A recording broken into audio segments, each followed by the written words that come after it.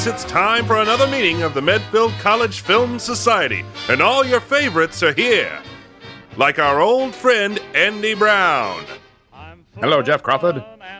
Hello there, Andy. How's it going tonight? Swell, just swell.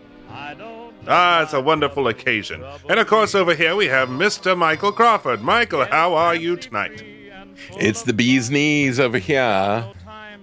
Yes, indeed. All the stars are out, and who could forget the founder himself, El Presidente, Mr. Robert McSwain. Robert, how are you tonight? Oh, gee willikers, Mr. Crawford. It's so great to have me here. I'm so glad to be here. This is great. Ah, yes. No one will be admitted once the feature starts. So who's ready to join us in a whimsical adventure into tonight's film? Me. Ah, good. Gee, Mr. Crawford, that'll be swell. Well, let's all listen in as Michael presents us with our selection. Take it away, Michael! Tonight's feature film is the 1947 Disney animated classic, Fun and Fancy Free. With live-action segments directed by William Morgan and animation directed by Jack Kinney, Bill Roberts, and Ham Lusk, and starring Edgar Bergen and his characters Charlie McCarthy and Mortimer Snurd, Luana Patton, the voice of Dinah Shore, with Cliff Edwards as Jiminy Cricket, Clarence Nash as Donald Duck, and Walt Disney himself as Mickey Mouse, with a score by Paul Smith, Oliver Wallace, and Elliot Daniel, with special effects by the legend of iWorks. With an array of animation and Imagineering legends on the animation staff. Written by a story by a slew of Disney personnel, with Bongo based on a story by Sinclair Lewis. This was the 9th Disney animated feature and the 4th package film. It was also the last time Walt voiced Mickey, and Luana Patton, of course, the star of Song of the South and So Dear to My Heart, one of the very first contract live-action actors signed to the Disney studio. This movie was originally developed as 2 separate features. Mickey and the Beanstalk had been part of a movement to put the spotlight back on Mickey after other cartoon characters like Donald and Goofy had become more popular than Mickey in the late 1930s.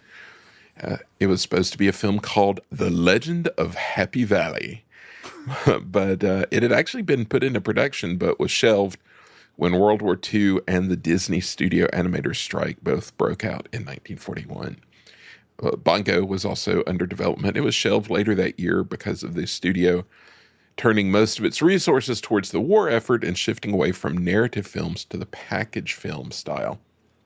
Eventually, it was decided that the simpler animation style of Bongo and Happy Valley made them less suited to be one of the studio's flagship features, so they would be combined into a package feature of their own. Interesting. That already makes a lot of sense to what I saw. Yes, absolutely. I should also point out Edgar Bergen, father of Candace Bergen. Yes. That's important. Yeah, a lot to talk about there. Well, it's the time where we go to Andy. I'm assuming you have not seen Fun and Fancy Free. It's not on the DVD rack over there, is it? I've not seen it in this packaging of it. I have seen the Beanstalk short that's in it, but that is all I had seen. And they used to show that a lot on the Disney Channel or in kind of anthologized cartoon segment feature thing. Yeah, it was cut up a lot it aired on a version of Wonderful World of Disney during like the 50s it would have been the 60s, with the narration, the Edgar Bergen, Charlie McCarthy narration being replaced by Ludwig von Drake, which I would like to see. And then there was another version that just edited as a short that came out on home video and was on Disney Channel. So yeah, many different versions. Yeah, I don't remember the Bergen narration until recently. At least as a kid, maybe I just forgot, but I feel like because unless you saw this version of the movie, it was the only that's the only one that had him on it, I think. So maybe was the Ludwig von Drake one, was that one pretty rare, or did make the rotation? I don't know. I don't think I've ever seen that one. Okay. Surprised there isn't a Sterling Holloway one too. Oh, there is. Oh, There is actually. Now I know I've seen that. That's what I thought I'd seen that. Yeah, And That's he probably was what you've actually seen. considered to be the Yeah. narrator for the original, but they changed their mind. And so he's the one who did like a later, just separate release. So yeah, I'd forgotten about that. I think I would have remembered Charlie's. Well, we'll get to it later. Interjections, Yeah.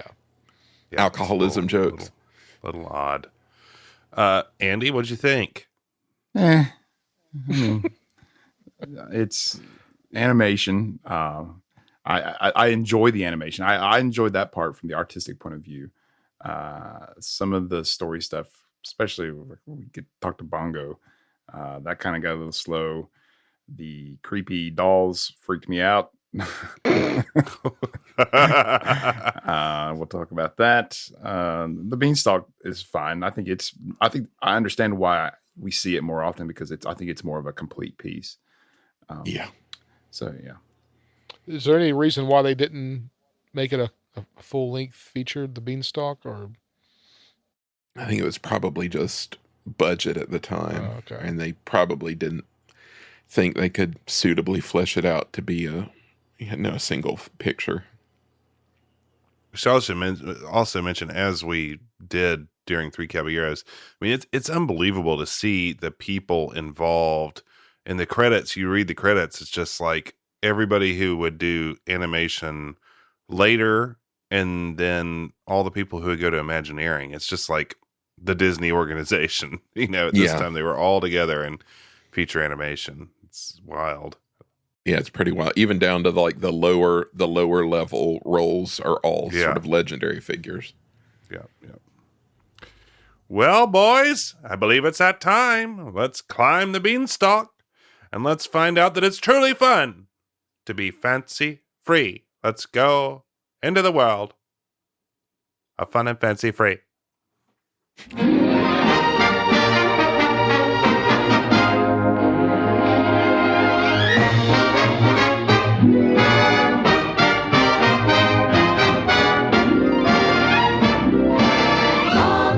Fun and fancy free. Da-da-da-da-da-da-doink. Full of fun and fancy free. That's the way I want to be.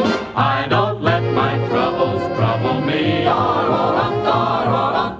Fancy free, full of fun. Got no time to worry none. Too busy singing in the sun, sweet sun. We opened on a pond of lilies as Jiminy Cricket comes drifting by on a leaf. He's singing about how he's a happy-go-lucky fellow and how everything can be fun and fancy-free. This was actually a song that was written and recorded for Pinocchio but got cut, so they managed to work it in somewhere. He's doing all this in Glorious 4-3 too, Yeah. which confused me. We eventually discover that the pond is actually a really elaborate floral arrangement of some sort. Oh, man, I want that floral arrangement. I know. It's very soothing. Like I say, I like the music here. These close harmonies. I mean, it's I don't know. It really does take you back to a certain era, I think. Yeah. I love that's true. the background are just stunning already from this. You have John Hinch on backgrounds, who is like, Disney legend, designer of many wonderful things later on. But just even in this first segment, it's just beautiful. Yeah. They do. The opening shot is this cut through like grass or plants or some sort. It's like they make a window and you kind of go through that to where Jiminy's on the water. It's really nice. And then this is a fun room. Jiminy leaps off of his leaf onto a bookshelf. We got some nice leather-bound books. He starts checking out the various tomes, but they're all sort of intense. He tells us he likes the lighter stuff. He calls it Misery for the Masses or something. Is that... Yeah. He's really doing like social commentary throughout this whole intro. Pretty It's heavy. Jiminy, man. Well, That's I Jiminy. feel like Jiminy and my wife would have a lot to talk about because they kind of subscribe to that philosophy of liking the lighter reads and steering away from the heavy stuff. All right. So, Jiminy skips the front pages and goes straight to arts and entertainment. all right. So I got a question. Jiminy Cricket seems to be like a pretty big figure in the Disney realm. He would, I mean, I remember as a kid him being like up there with, in my mind at least, up there with like Mickey Mouse.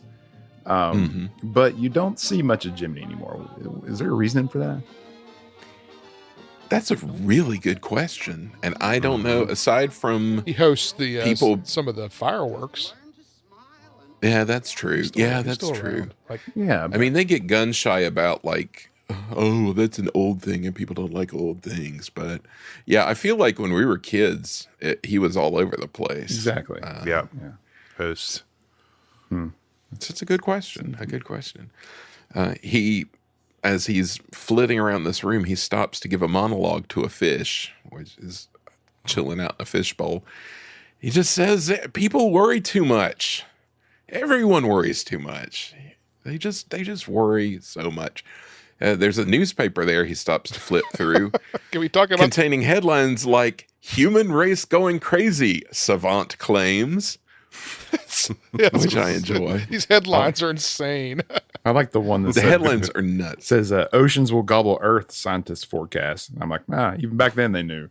Yeah, I was like, that's a little timely, a little on the nose. Yeah, and then extinction threatens millions and inflation. So, yeah. I want to know how they did this newspaper effect. Me 'cause that's too. Yeah. There are a couple of like real world things in this scene that I wonder how they did because it's crazy. Looks like the Xerox. I mean, it looks just like that kind of Xerox thing where they would take kind of model stuff and scan it in, and you know, it's kind of like the pre-CGI thing. But I don't know how they did this. It's some kind of it's effect, right? It's magic. Not, yeah, it's an effect. It's incredible. Yeah, it's really weird. Jiminy's being all flippant about it, though. He's talking about how people are foolish to worry about some future age. And that's when we see oceans will gobble Earth. I'm like, Jiminy, There's okay, also, boomer. Let's also fob it off on the future, I guess. there was another one that says like community picnic postponed, and they're talking about how terrible things are. I'm like, that's good. Yeah, that cracked me up because it's all like end of the world, and then there's community picnic postponed. the newspaper at I guess Pawnee or something. Yeah. Yeah. So Jiminy Cricket, climate denier, but he's saying, why get so excited? Whatever's going to be is going to be. Jiminy would do well running for office, I feel like, with these attitudes. It's just going to, He does kind of have happen. like a politician vibe going on. just don't worry, people. Anyway, he has some more antics, including running away from a cat, and he finds himself in a dark room, and he starts kind of creeping on this weird, sad doll. There's a sad doll who's kind of like a can-can dancer kind of doll. There's also a droopy bear, as he says there. He decides to cheer them up. There's a sad doll and a droopy bear. He's going to play him some music. And, to his luck, there's a very large and fancy phonograph nearby. Kind of built in, it looks like. Very snazzy. Apparently, Jiminy, he gets up there. There's a lot of classical music. He doesn't interested in that. Apparently, he's a big Dinah Shore fan. So he picks out a 78 of her telling the story of Bongo. He's like, what's Bongo? Guess we'll find out.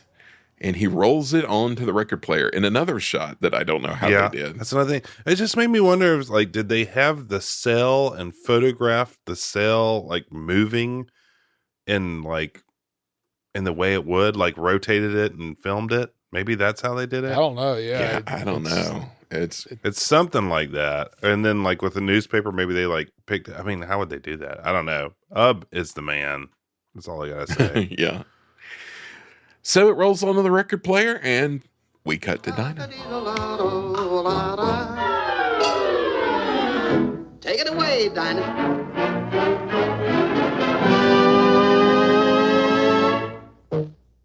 Now, this is the story of three bears But it's not the story you expect. This is a love story.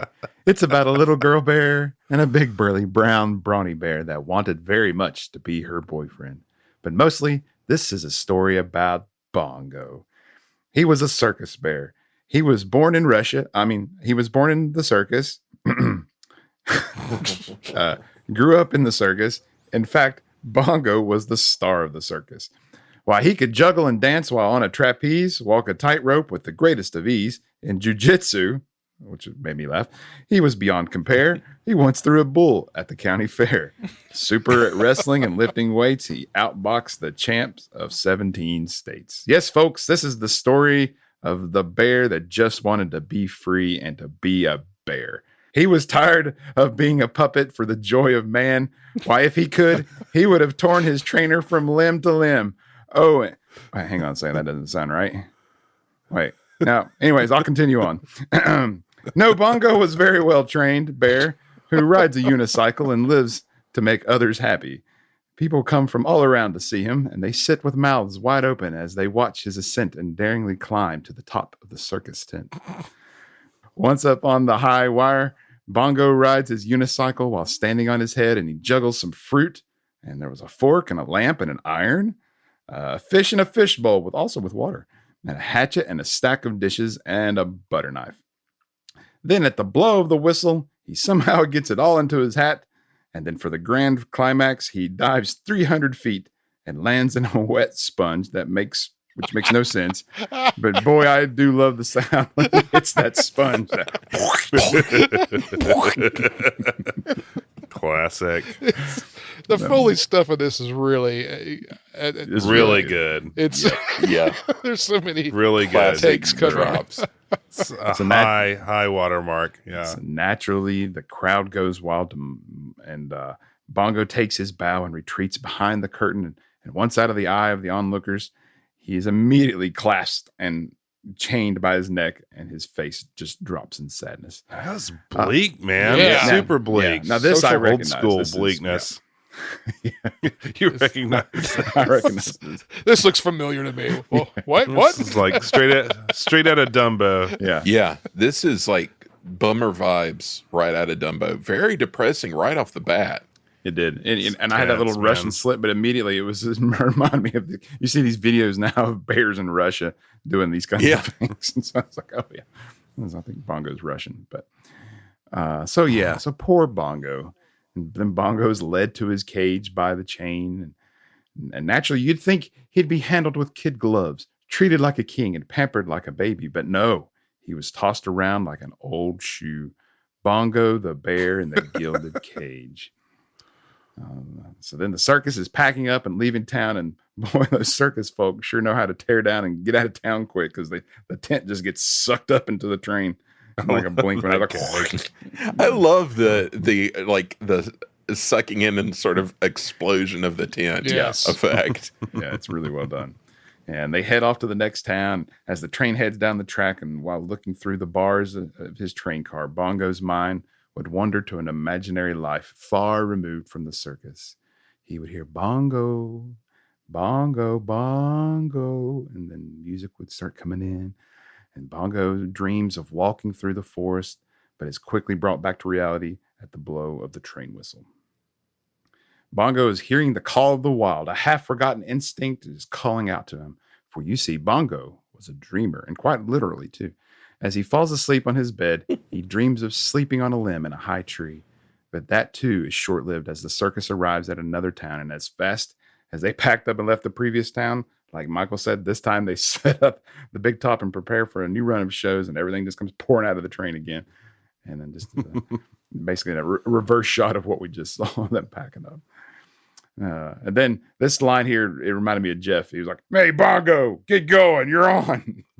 And poor Bongo is led out once again from his cage, and he does his act, and as always, it ends with him landing in that wet sponge, which is just really, really nice.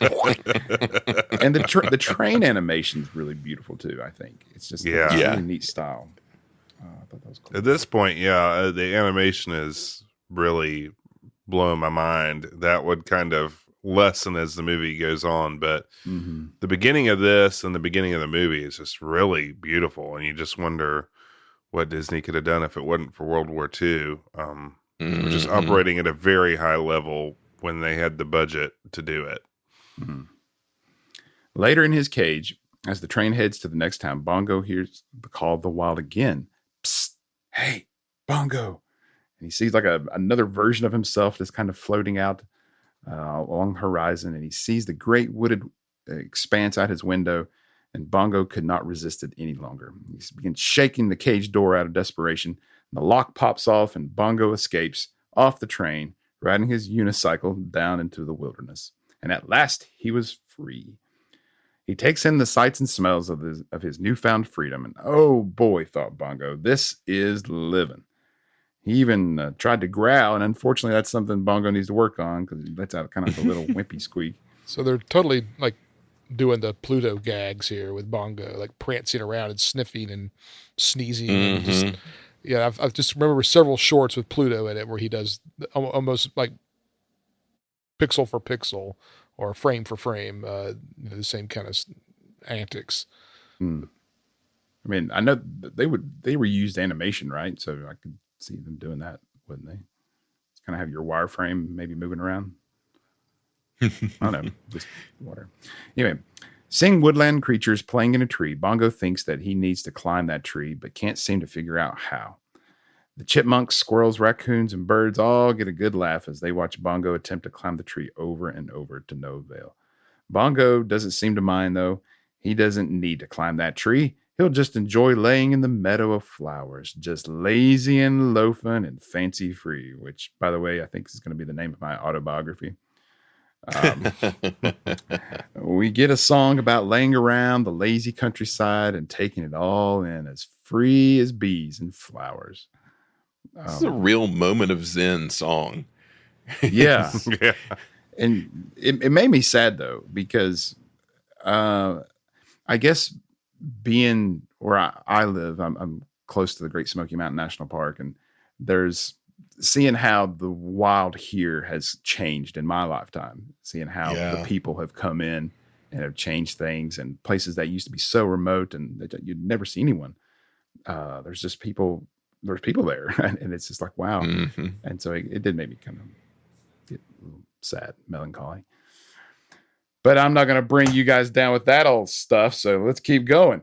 Well, after Bongo was done rolling around in the wildflowers and frolicking and strolling with the woodland creatures, he and the other creatures settled down to sleep just as the stillness of the night descends like a sheltering veil. Hush, all nature sleeps. But as, of course, anyone who's spent the night in the woods can tell you, it's not as peaceful at night as you might think, and it can get rather noisy with all kinds of racket. As Bongo watches the forest come to life at night, he's kept awake by various bugs and insects, mosquitoes, howling wolves, and then, of course, a lightning storm erupts. Well, before the lightning storm, I'm going to go back up because was that Chip and Dale? I was like, yeah, they had like proto Chip and Dale complete with the doink sound. Yeah, effect. that's what I was saying because they got the sound. That's already baked in. We don't know who they are yet, but we got doink. Yeah, these like nighttime escapades in the forest. First, there's like a demonic caterpillar that's terrifying. It's like, rah, rah, rah. Then there's like a ghost tornado that comes around for some reason. Yeah, he needs to find a new forest. That place has got some problems. It's pretty intense. Yeah. Scary. Yeah. Yeah. So all that happens. Then the lightning storm comes, and the lightning just begins attacking Bongo as he tries to escape. Of course, he tries to escape while riding a unicycle. But then, finally, the forest quiets down, and Bongo is able to rest. He awakens the next morning, cold and shivering in the dawn of a new day, with birds chirping, which the sleepy Bongo does not appreciate. Bongo felt stiff as a board and cranky as an old bear. He was also discouraged because he's not doing too well with this natural bear stuff. And he rides his unicycle down to the lake's edge, and his stomach starts to growl. And nearby in the water, a fish lies sleeping, and Bongo attempts to catch it. And this is another one of those cool animation moments of just seeing the fish in the water and Bongo on the shore at the same time. It's kind of like a split screen almost kind of thing. Yeah. Yeah, that was cool. Just the water animation in general in this whole. Yeah, that's what I had in my notes. It's Was just amazing. how they do the Yeah. water. It's just it's really incredible.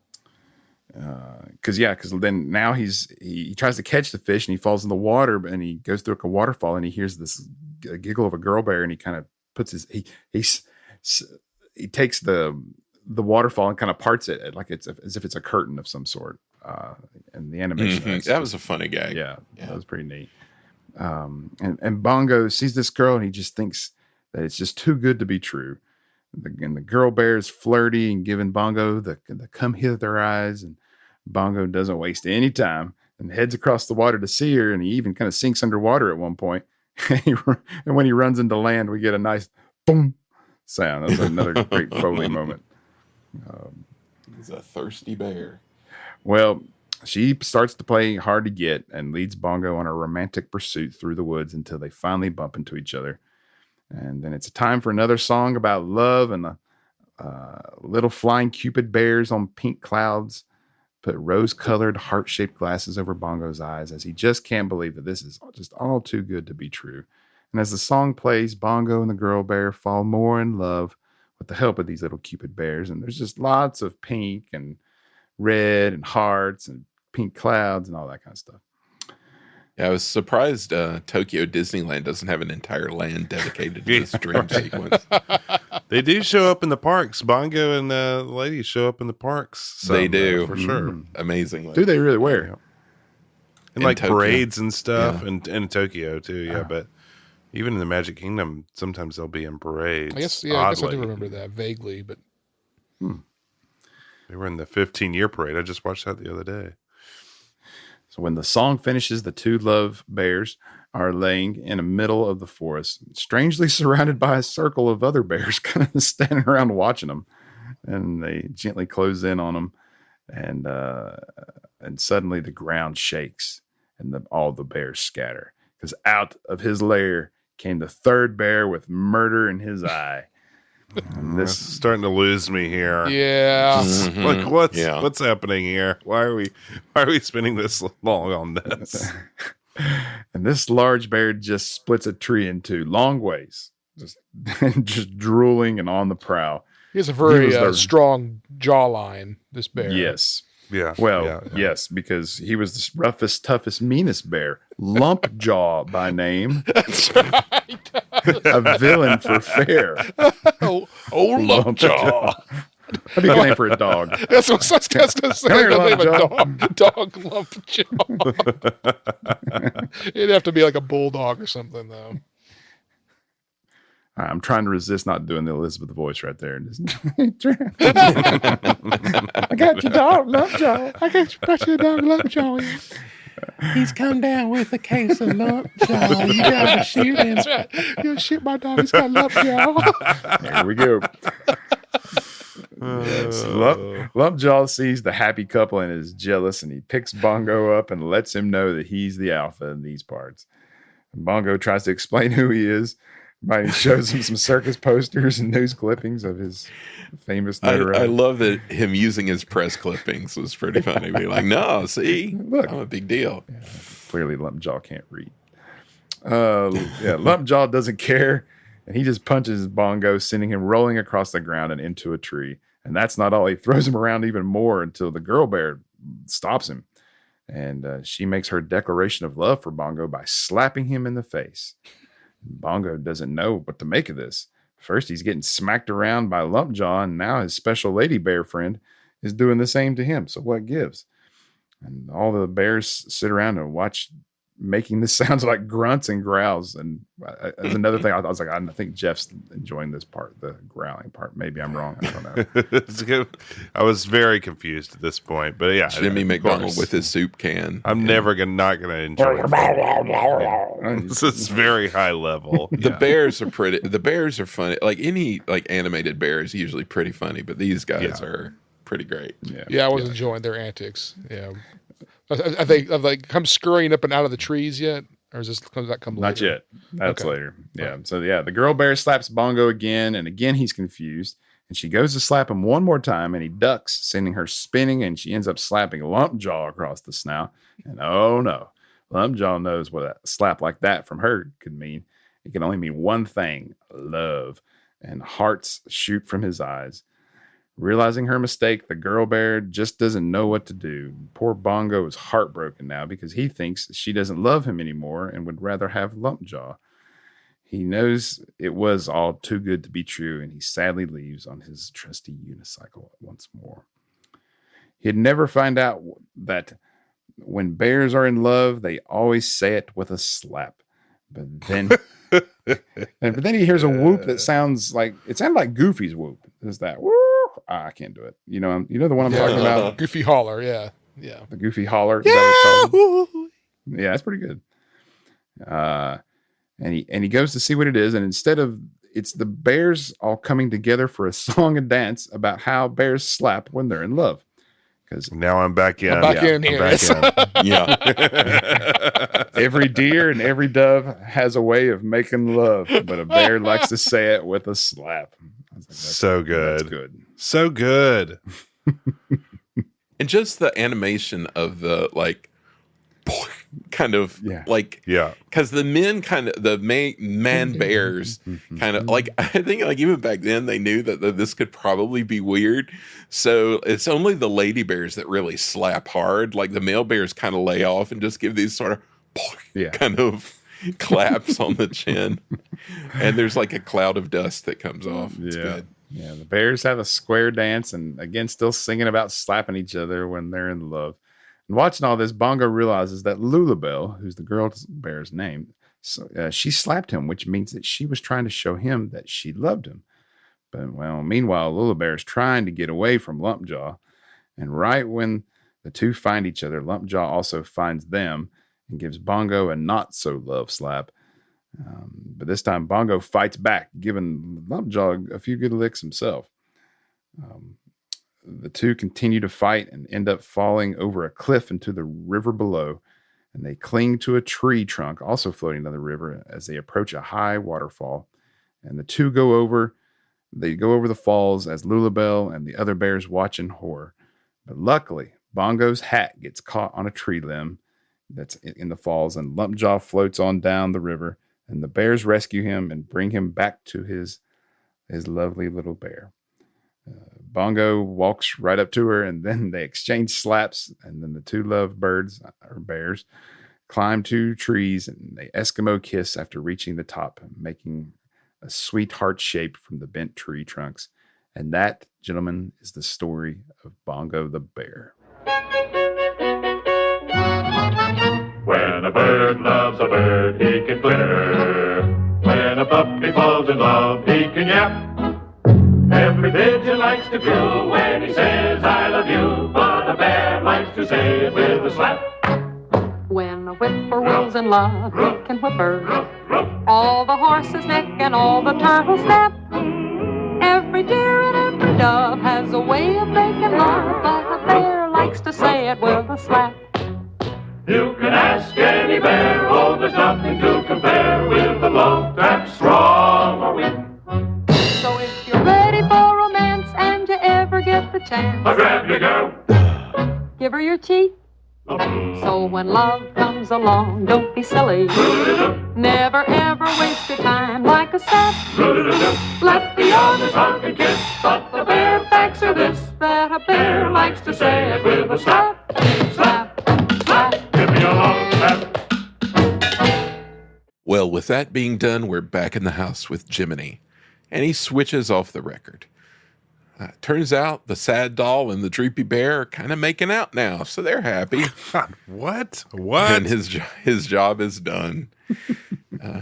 Jiminy kind of was dozing off there or something, because he kind of wakes up when the record's skipping. It's a reverie. Do we know why? Yeah, I guess so. Do we know why Jiminy's there and like is he just wandering through? Or? See, that was my question. Breaking into people's houses. I was just about to say, because, well, the next thing that happens, he flits off to a table there's an envelope addressed to Miss Luana Patton with an invitation to a party. Jiminy's like, I don't read people's mail, but then he reads the mail. He reads the invite. He finds out it's inviting Luana Patton to the house across the street for a party hosted by Edgar Bergen and his 2 ventriloquy dummies, which is a perfectly normal thing and not at all creepy. Jiminy, however, he's really excited by the star power of Charlie McCarthy and Mortimer Snurd.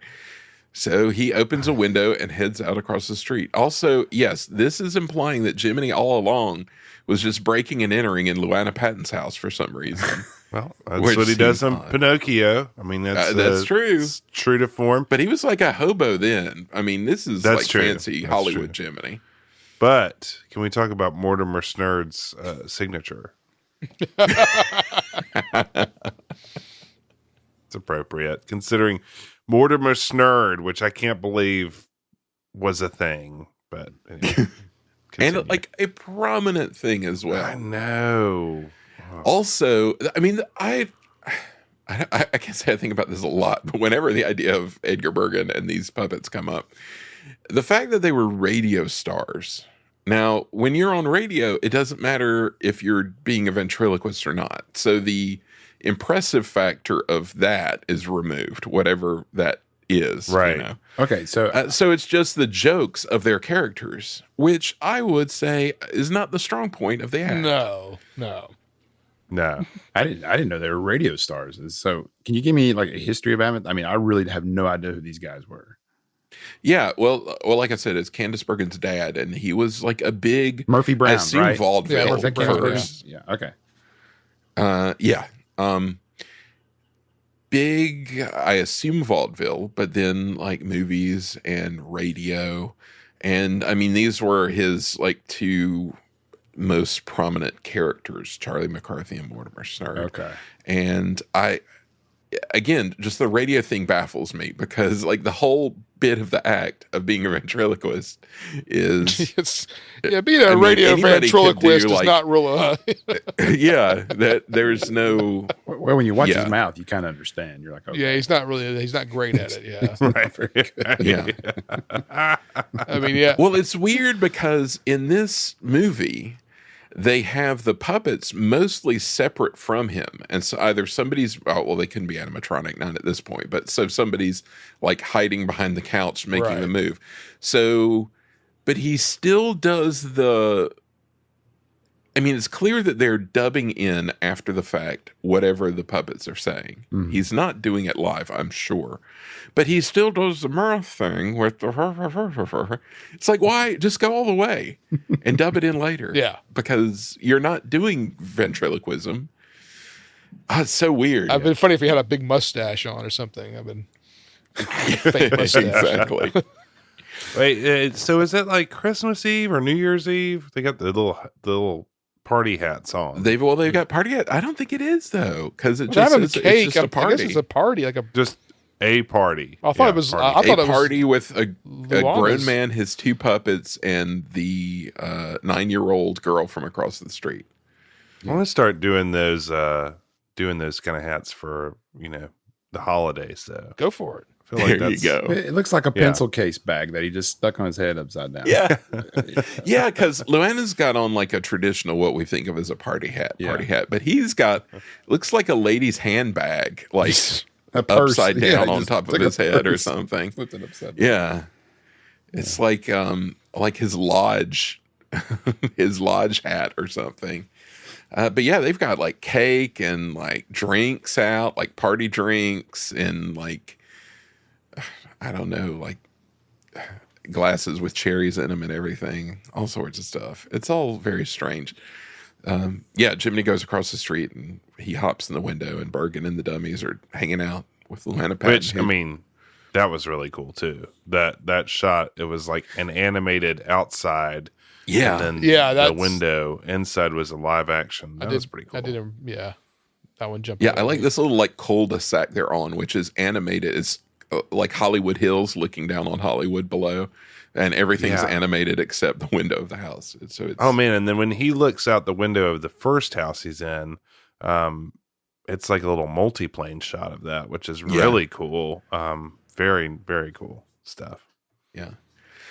So everybody in the house, they're in their party hats and dress attire, and Bergen is doing a Senior Wenceslas style gag, talking to a creepy face that he's drawn on his hand in grease paint or something. Ophelia's upsetting, yeah.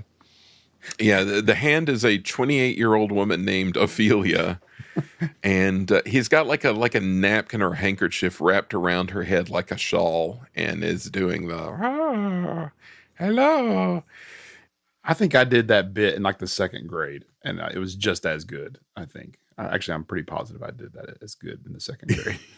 Well, I mean, she's like, I'm 28 years old. And he's like, no, you're older. And she's like, oh. And then at the end, he's like, give me a kiss. And she's like, oh. And then just like disappears. I mean, And everybody claps. Like, oh, that's wonderful. Yes, on the couch, Charlie McCarthy, he's talking to Luana, and he's kind of heckling the act. And Mortimer Snurd is off to the side. He's doing some Mortimer Snurd mumbling. Man, I don't get it. I don't get it. Yeah, he's like the hillbilly dummy. He's I mean, I get it, but I don't get it. And Charlie McCarthy is just so creepy. He's the wiseacre. So creepy. He has some really Super weird. You'll probably get to them, Michael, but there's some really creepy lines coming up here. What was that dummy in Seinfeld that was scaring Jerry when he was asleep? Mr. Marbles. Mr. Marbles. Mr. Marbles, yeah. Mr. Marbles? that's Kenny's roast or Kenny Log. Mr. Marbles is harmless. Same vibes. And I still don't understand what the girl's doing there. So that was creepy to me. What is she doing there? With a man with his puppets? It's just a lot of questions. Put a purse on his head. Will you come to my party? That's great, Mr. Bergen. I really should be going now. No, please stay. Why do you not stay? Yeah, you should stay. That reminds me of a cow I knew. I put my ex-wife's cosmetics case up on my head, and we're ready to party. I think take out her like nail clippers and file. Mr. Bergen, I think you should see someone. You can talk to me. Yeah, you should see a professional. Anyway, Bergen wraps up Ophelia's act, and we're apparently supposed to think it's quite wonderful. Bergen tries to. This was really creepy. He offers us some more cake, and she's like, no. He's like, would you like more ice cream? And she's like, no. And he's like, would you like some candy? And stop, please. But she doesn't want. Does not age well. Is that when Charlie asks if she wants a cigar? Oh, yeah.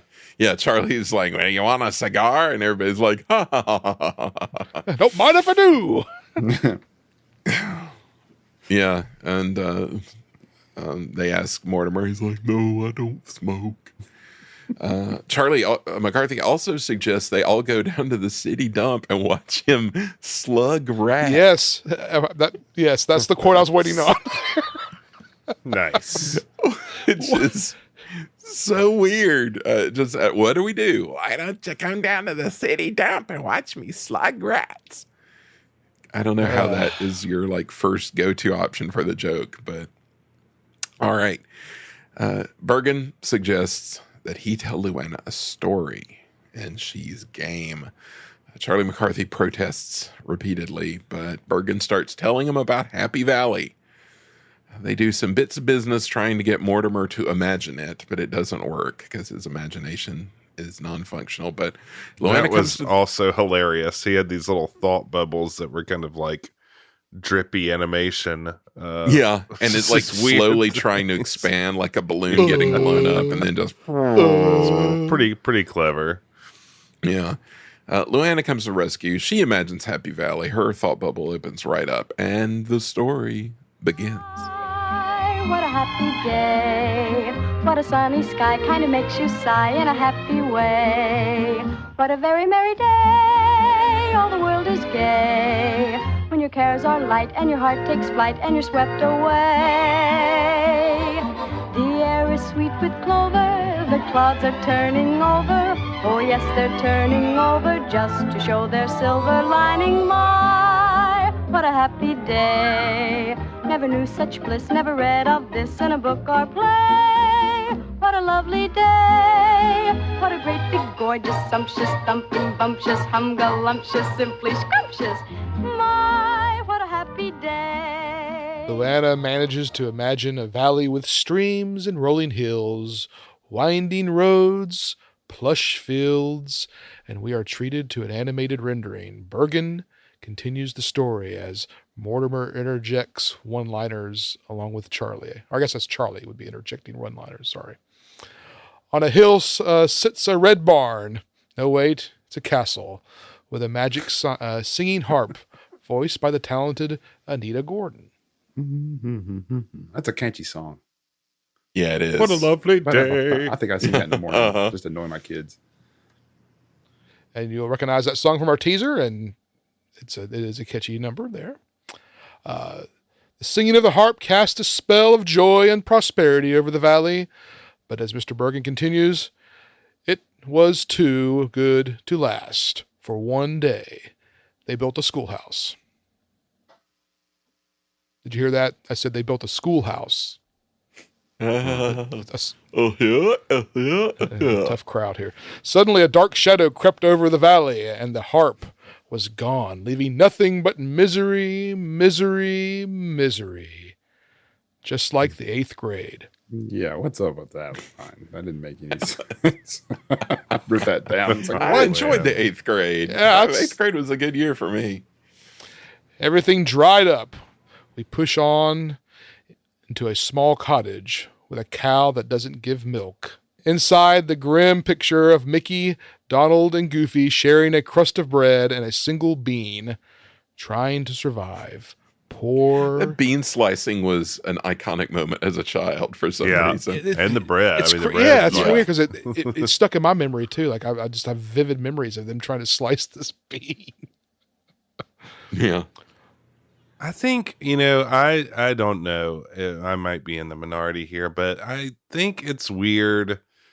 For some reason, it works in Sorcerer's Apprentice, but throwing the characters into a known story seems kind of difficult to pull off. Yeah. In a way, to me. It's like, are you not going to give them a reason to be there? I mean, we know who they are. Are they supposed to be acting this story?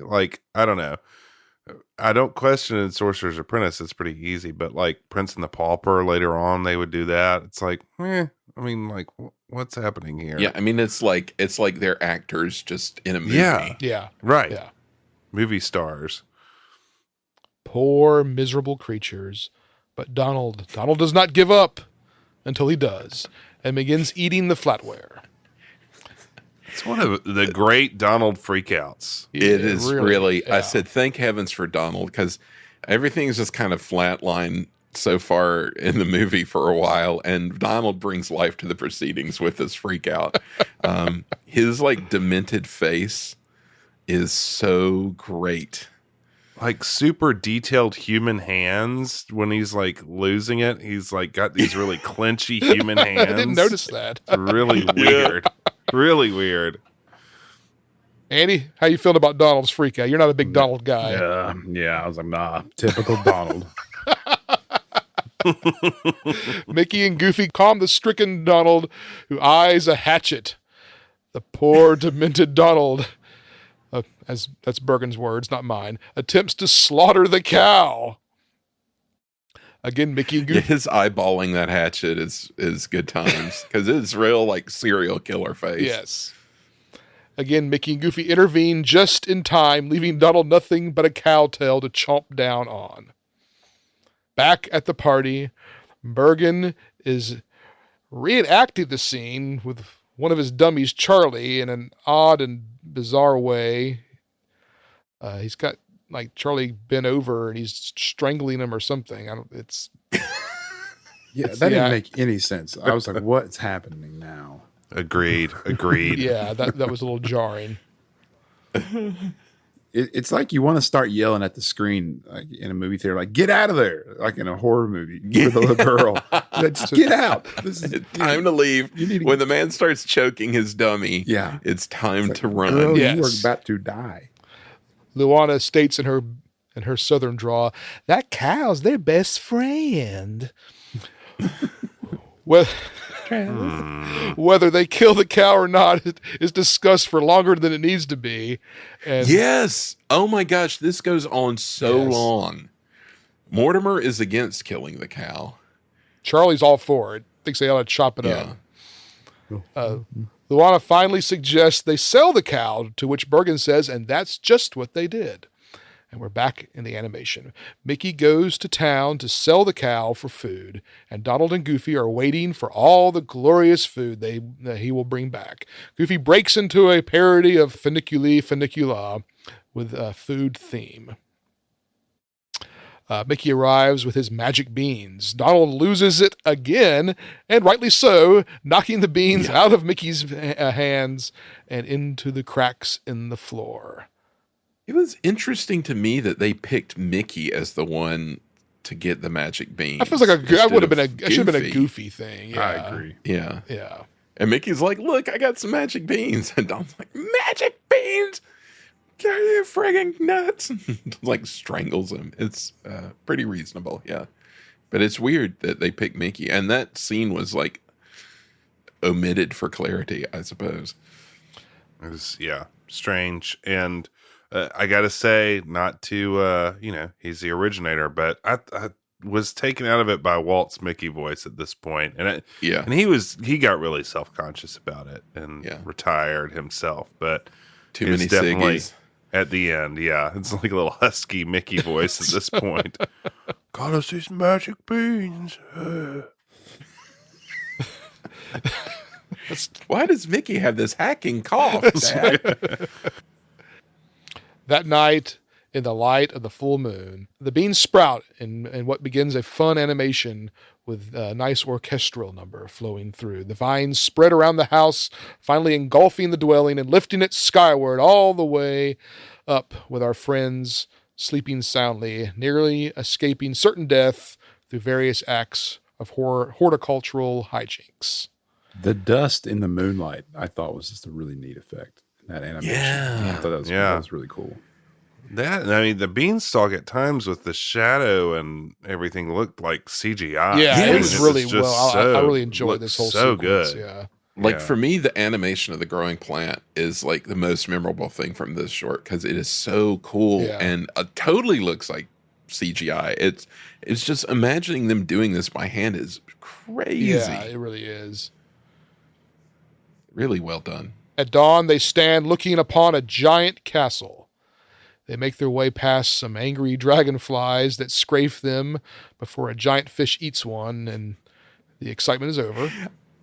Okay, this is weird because they frame it like the dragonflies are like bombers, like bomber planes, and Donald does this like anti-aircraft like.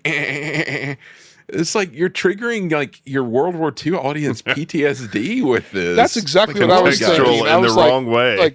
Isn't this a little too soon to be making jokes like this? I mean, yeah, it's like the best years of our lives or something.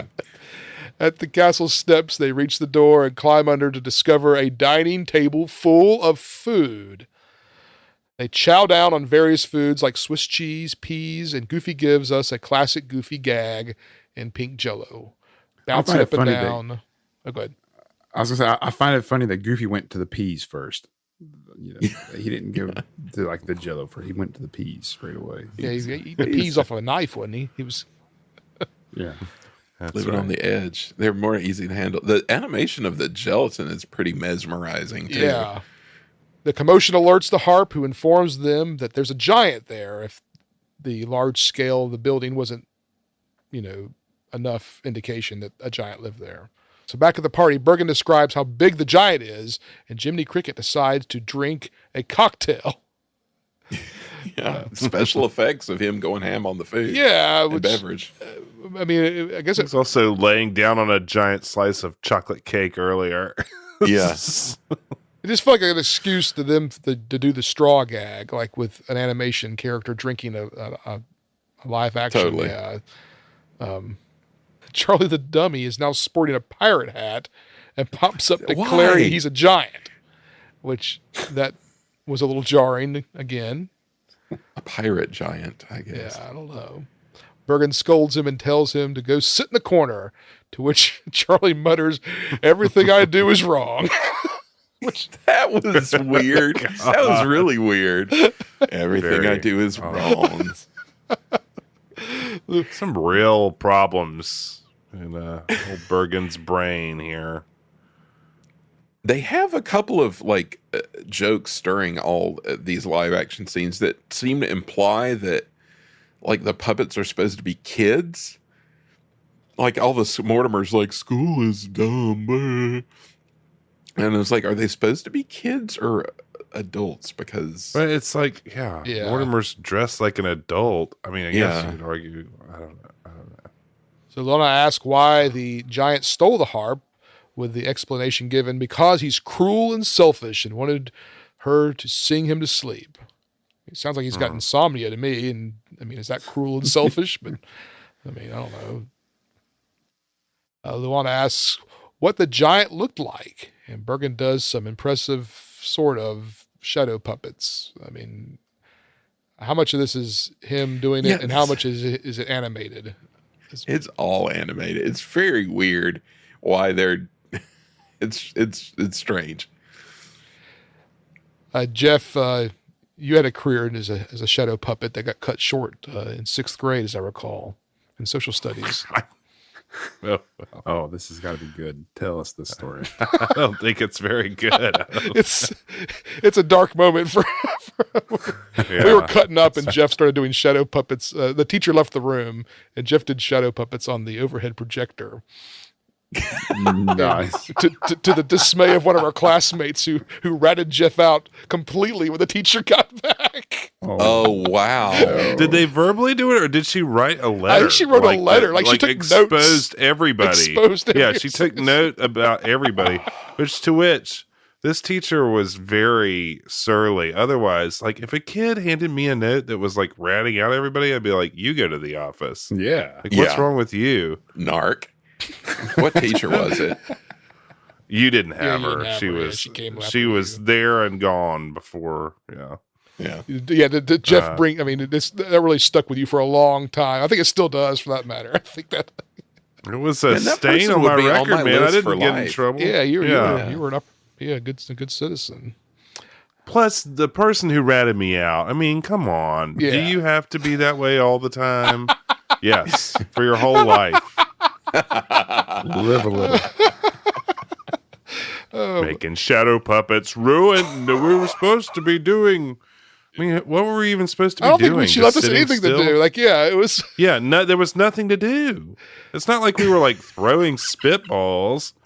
Yeah, or It wasn't doing that damage. crazy. Yes, Yeah. the shadow puppets were distracting. Somebody My The letter. education The has been letter. ruined. with everybody else's behavior. I mean, come I on. knew that would get you going. I made a Didn't spreadsheet. you? Weren't of you all guilty these of people. something? Didn't you? Weren't Oh, you on I'm the list? for sure he something? was. I was probably doing something under my armpits or something to that effect. I don't recall sounds on exactly what brand. it was I was doing. This is the we got in trouble twice in that class. yeah. That and when we didn't do our homework when we went to Disney World. Disney World. she like blew a gasket on us. She sent us to the office for that, right? Yeah, she dragged us there the two of us together and made us call our parents. And I was like, trigger I happy. went to pieces and called my dad, which I had done my homework. I just forgotten it. Jeff just didn't do it, which was funny. We were at Disney World. Yeah, I'm sure our parents were really. And then Jeff calls like, I didn't do my homework. Harsh. And your dad's like, so? Like, he was just like flipping about it. I was going, golly, man, Jeff's got ice in his veins. He just like Like I called all scared. I was going to get in trouble with my parents. Go to the office. I mean, why would that be a thing to go to the office about? Well, why would that be a thing to call your parents and like rage about when your parents were the ones that took you out of school in the first place? Oh man, That's class. a good point. Whew. Good point. All right. That class is rough. The angry giant comes stomping down the hall, chanting "Fee, fi, fo, fum." And as he turns the corner, we see Willie, the big, lovable, slow-witted giant, singing his theme song, "Fee, fi, fo, fum." I love Willie's theme song. I sing it all the time. I walk around the house like fee fi fo fum, fee fi fee fee fee fee. I don't know no fee fee. That's pretty spot on, Andy. My kids. That's really good. Yeah, I'm telling you, I do it like at least once a week. I think. Willie's amazing because he's kind of a dumb guy, but also has incredible powers. Yes. That's which I think we'll get to in a minute. As he finishes singing, he smells Mickey and the guys, only to get distracted by pot roast. Wait, no, chocolate pot roast with pistachio, with green gravy. Yeah, we need to bookmark that joke because it's coming back again later. But we'll see. Speaking of crickets, Willie makes himself a turkey sandwich, revealing Mickey in the sandwich when he sneezes. Mickey begins to outwit Willie by reading his palm, saying he can change himself into anything, prompting Willie to ask him, what do you want me to change into? Mickey says, a housefly. Willie's not really feeling the housefly, but Mickey convinces him anyway.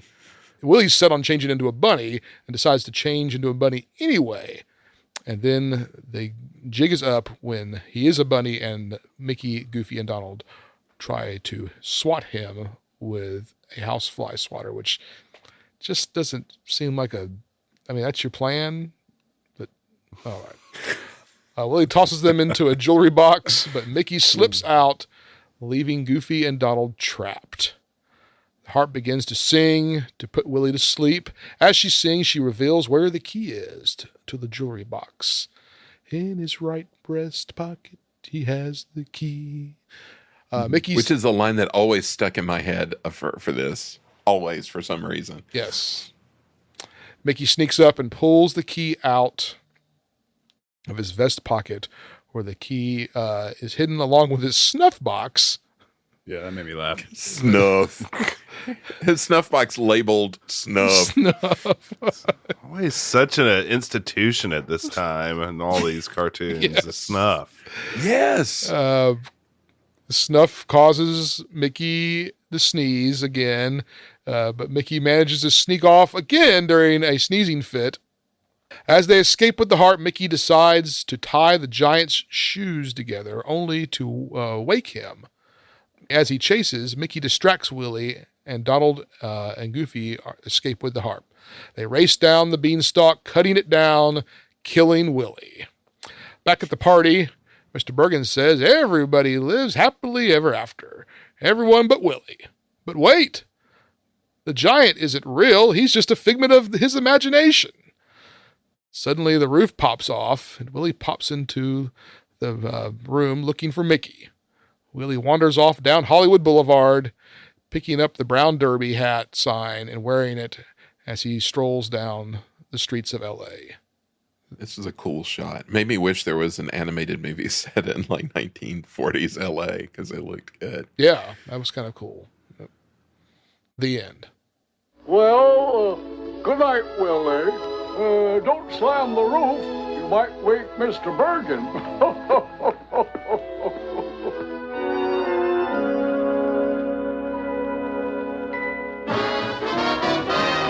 Now some folks don't believe in giants, castles up above, and others say that bears don't talk and never fall in love. If you really want to find happiness, peace of mind, believe in all your dreams and you will see. You'll be full of fun and fancy, free and full of fun and fancy. Free.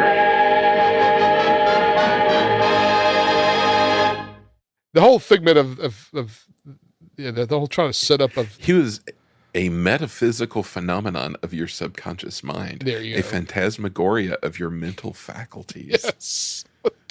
Egghead talk. That sounds like something that Shelby from that Absolute Mind Professor would Yes, say. that's the Shelby line. Yes. Yes, definitely. Accurate. Betsy, he's just a metaphysical phenomenon of your subconscious mind. Well, that is Fun and Fancy Free. An interesting one for sure. Pretty unique. And I guess we got to grade it just like the other ones. Doesn't quite seem right. But Robert, what's our rubric for tonight? So our rubric tonight goes back to the first act, or the bongo cartoon, which part that really captured me was the Foley sounds. There were a number of Foley sounds with the oi, but one in particular they used twice was the sponge sound, which was Who Wants to Try It? Yes. So we're going to use the as our rubric tonight. So Foley work, making the rubric. Well, that has to speak well for production value. But let's start with plot and writing. And we'll start with Robert. How many points do you give Fun and Fancy Free? It's I've watched it a number of times, but it's not really because the whole thing as a whole is great. So it's kind of hard to grade it for that, I think. But it's not, there's a lot of stuff that makes me shake my head, but there's a lot of stuff that I enjoy. I'm probably going to give it a 2 though, because it's not quite a 3, I don't think. Okay, we'll jump to Michael.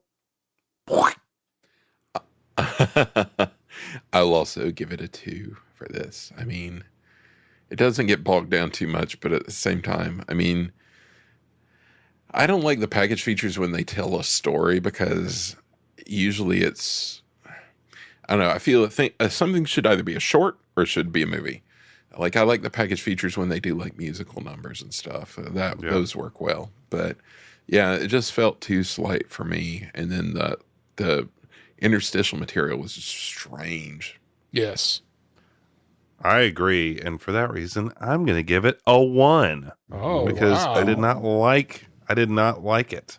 And I think that all the good stuff was, I mean, like, there weren't that many good gags in the beanstalk bit.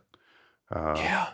And I thought Bongo went way too long. So maybe that's harsh, but I feel like I got to judge it harshly somewhere. This seems like a good place to do it. So we'll go to Andy. I'm so glad that you said a 1 because that's exactly how I felt too. I did not enjoy the plot or writing. I give it 1.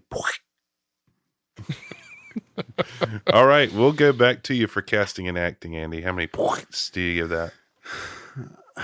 I don't know. Nothing about it stood out as far as being good. In fact, if anything, it went closer towards the negative. So I'm going to give it 2 points or. I'm gonna stay in lockstep with you. I agree with that. I think I thought about doing 3 because maybe you could, say it was neither here nor there. But Mr. Bergen, on the other hand, down. Yeah. Vote down. So we will go to Robert. Yeah, it's going to be a 2 for me for all the reasons. I mean, the musical numbers were pretty fun. But everything else was just kind of flat. So, yeah, 2 points for me. I think, just to go back real quick, I don't know who the lady was, the one who sang and did the storytelling. I thought she was probably the best part in the entire thing. Was that The way Gordon? she- Yeah, Dinah Shore Was that for Dinah Shore? on Yeah, Bongo. Yeah. Yeah. She For was sure, for sure. the highlight. Yeah. Yeah. All right, Michael, what do you say? I'll also go 2. I think Dinah Shore and then the traditional character voices for Mickey, Donald, and Goofy were the only ones that really had anything to do. I mean, Loanna Patton's was a good actress as a child, a good child actor, but she had absolutely nothing to do but react to this, and then like the Bergen stuff was just ridiculous. So yeah, 2. All right, up next is production value. I'll start here. I'll give it a 4. I want to give it a 3. But there's just some good nuggets in there. I think just the floor of Disney animation at this period is high enough to give it that. I thought the music was good, but I do feel like this is the weakest all across the board of all, anything from this period. It's just so weak. I just thought the Beanstalk did not look that great. I mean, like the literal Beanstalk did, but the rest of the animation was just like, Yeah. this isn't as good as I thought it would be, like for what it was. It just showed a little budgety. It seemed a little budgety to me. So anyway, we'll kick it to Michael. Yeah, it's a sort of a 3.5 for me. So I'll also round up to a 4. Because there's some really like legit cool stuff, but overall I agree this is by far my least favorite of the package films, and it's real sort of pedestrian in some parts, but a lot of Bongo looked nice. A lot of that, that's true. Background and layout stuff was really good. All the interstitial stuff looked the best. Yeah, which is kind of odd. Like that room, like Edgar Bergen's house, regardless of what was happening inside, that was a cool room. Like I would like to hang out in that room. That was like totally. Cool house. All right, we will go to Andy. Yeah, I'm torn between that 3 and 4. I don't know. I'm going to be generous and give it a 4 for the same reasons. The music I thought was very well done. I thought the animation in Bongo was a lot better than the Beanstalk short. But I think I don't know. I may have just talked myself back to a 3. I think I'm going to have to go with a 3. I feel better about saying a 3 than I do a 4. So yeah, I'll go with 3 points. I thought about that too. We'll end with Robert. It's tough too. I'm torn between the same thing. I think I don't remember the Bongo section that much. Watching it again, the train sequence was I enjoyed that from an artistic standpoint. The beanstalk growing was burned into my memory, like just beat for beat. I loved that sequence, and I thought they were going to make it great when they got to the Cloud City or Cloud Town, but then it just went flat, like you were saying. I'm gonna go. I'll go with a 3 as well. I feel like I should do a 3 too, but I'm gonna stick with my 4 because we're going to entertainment value. We gotta value this entertainment. We'll start with Michael. How many points do you think? I'll give it the double. A 2 for me. I mean, in talking about it there, I remembered sort of more things that, I mean, little nice bits, but overall it's just pretty flat for me. I mean, there's just like I said, one of my least favorite Disney features in total. And, not so great. So 2. I agree with you completely. I mean, only in the 2000s could you find an animated movie I like less than this. Yeah, probably. Agreed. It is weak, and so I'm going to give it a 2 as well. I thought about giving it a 1, but that seems overly harsh. But stay tuned. Robert? It's going to be a 2. I picked it mainly because my kids watched it a lot, and then I started thinking about it. I probably wouldn't watch it again if it wasn't for them. And so, 2. Yeah, I was so bored in this one. I mean, some of those, it seems like they stretched for time almost in both of these segments. It's like, I mean, or especially the first one, which I liked the way it looked and a lot about it, but it's like there's nothing that makes it should be doing, anyway. Well, I thought many times about, like, as I was watching that, I don't know the last time that I saw this, and there's a reason for that. Yeah. I was like, no wonder I never feel the urge to watch this or revisit it in any way. And I certainly don't feel the need to go back to it anytime in the future, for sure. All right, Andy, you have the final word on entertainment value for Fun and Fancy Free. How many points? I'm giving it the double. For everything you guys have said, and also, I think at the top of the episode, I was saying how I think the Beanstalk was a more complete story, which I still stand by. I think it was the better, and I understand why they packaged that one separately and split that out. But I think Bongo, there's a certain charm to the Bongo part, like like we said, the animation, the music, and just the way that the story kind of unfolds. I think if you could have taken that charm and that production and combined it with the story of the three, or the Beanstalk, it would have been a much better film, I guess you could call it. But yeah, it falls short, and it was not one of those that I would like to revisit anytime soon. I agree. It's just like the Beanstalk feels like painting by numbers. It's like, oh, we're going to get Mickey, Donald, Goofy, put them in Jack and the Beanstalk. Done. I mean, it's going to be great. Yeah. But, their story department was better than that. They did not. They kind of phoned it in on that one, it seemed like. It just did not seem that interesting. But regardless, let's punch these numbers into the computer that wore tennis shoes. See what Fun and Fancy Free got. Robert, what did he get? So the numbers are in, and we were rough on this movie, but was it rightly so? We'll see.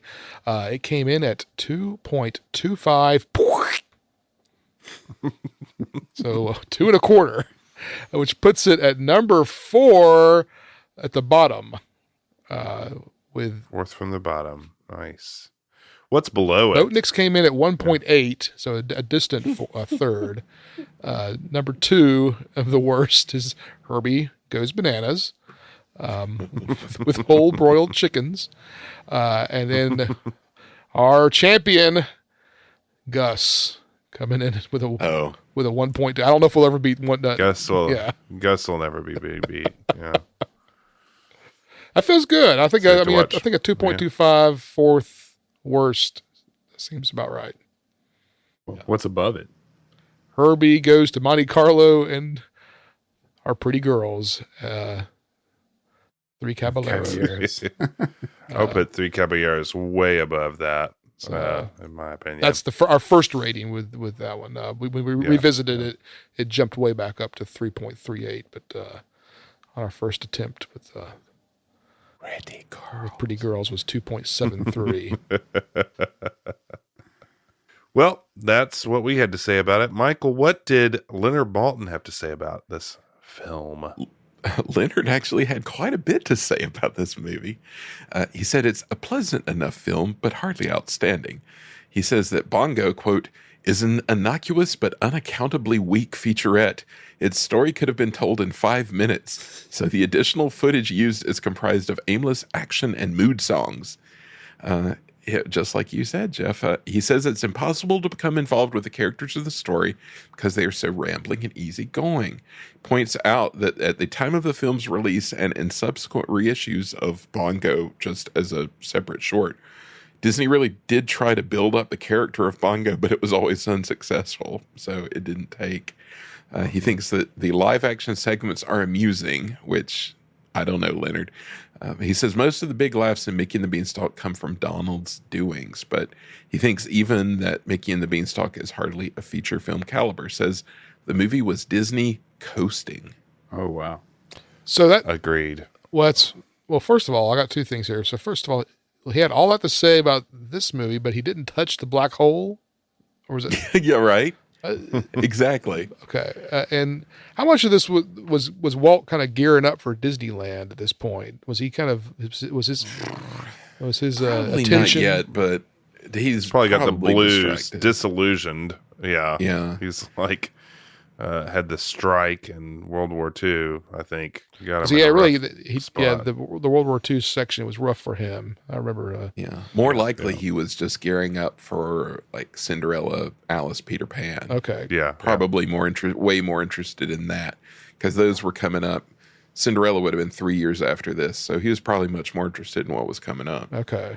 Which is crazy. That's just that far. I mean, that seems like a whole new era. Yeah.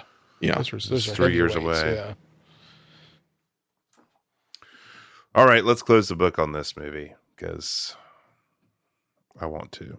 And let's talk about what's coming next because it's a lot. It's very exciting. It's very exciting for me. Robert, what's up next? Wow, this is our friend Casey Murphy. I give Casey a shout out. He emails us periodically. He mentioned in an email about going to the movie store and finding the big Disney VHS cassettes, the big white clamshelled cases, and how special they were. They get one. And this movie coming up is a clamshell movie, I would like to call it. It's one that we rented, and I haven't watched it since we rented it, but I watched it a lot while we had it for like that weekend. And it fell off the radar because it just wasn't available. But this movie is The Ugly Dotson. Yes. And it's got a lot of familiar faces, a lot of people we've seen before. But this is going to be a good one, I think. This was a classic in our household. This is one of the reasons why Michael and I want to do this podcast. Yep. I cannot wait for Andy to watch this Oh man, me too. It's There's all been so building up much. to this for me. It's personally. so rich. It's like, I don't know, the richest 1970s cuisine, even though I think it was in the 60s, but still. Like 60, it is like 66, 67. 1970s cuisine, I would imagine. It's like a very thick sauce on a giant piece of meat. It's rich. I don't have a ton of memory other than the aesthetic of the home being really jaw dropping. Is rich. Sublime. Yes. Sublime. Yes. That's what I remember from watching as a kid, and that's my dream home, man. That's my dream home. I'm looking forward to seeing that again and talking about it. Yeah, I'm real excited for this. We watched this a million times. And why? I don't know why we watched it so much, but we did. It got us. We watched it a lot. Where did you have it? I mean, did you just get off the Disney Channel or what? I think so, yeah. Just taped it off of TV. Well, stay tuned for that. Well, folks, it's time for us to pay the bills here at the Film Society, and we do so by announcing that Mr. Todd Naperick over at ByndandGraphics.com, that's BYDAND Graphics.com, is running a big fall giveaway exclusive to you, our loyal listeners, just in time for the holiday season. That's right, folks. Todd is going to design 2 lucky listeners with their very own custom Christmas card. So the first 2 fans to email Todd at Biden Graphics, that's BYDAND Graphics, I know you can spell that, at gmail.com, BidenGraphics@gmail.com with the promo code FEE5FOFUM. Get that free Christmas card. Go on over to BidenGraphics.com, or don't forget the Upworks. Get that promo code to him and get Todd working for you, because you know he's going to make you look good. So from all of us here at the Medfield College Film Society, to all of you, we hope you are well and all the ships at sea. We look forward to joining you next time with The Ugly Dotson. Proud are we of mighty Medfield, alma mater dear. All your sons and daughters hail to thee, Medfield College of Technology. And while we hold your banner high, rock, rock, we shout your praises to the sky, rock, rock. For proud are we of mighty Medfield.